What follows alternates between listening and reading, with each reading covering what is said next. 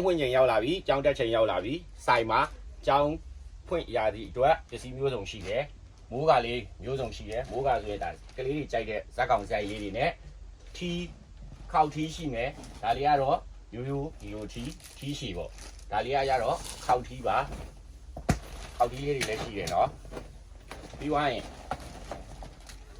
ကျောဘိုးအိတ်ကလေးတွေကြိုက်တဲ့ဇက်ကောင်ဆိုင်မျိုးစုံကျောဘိုးလေးတွေဒီမှာကျောဘိုးအိတ်လေးတွေဒီလိုအယောင်လေးတွေနဲ့ဒီလိုဝမ်းဆက်လေးတွေလည်းရတယ်ကျောဘိုးမျိုးစုံရမယ်ပြီးသွားရင်ကွန်ပပူးလေးတွေဒီခဲတန်ခဲတဲ့ဟာကလေးမှမဟုတ်ဘူးเนาะလူကြီး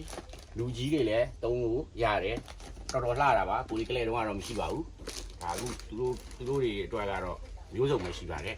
ဒါလေးတွေဆိုလဲလှတယ်အသားလည်းကောင်းပါတယ်ခမင်းဘူးလေးတွေလည်းရှိတယ်ရေဘူးလေးတွေလည်းရှိတယ်เนาะကျောင်းတက်ရာဒီအတွက်ပစ္စည်းမျိုးစုံ KD Tribe မှာတနေရာတဲ့အကုန်ရပါတယ်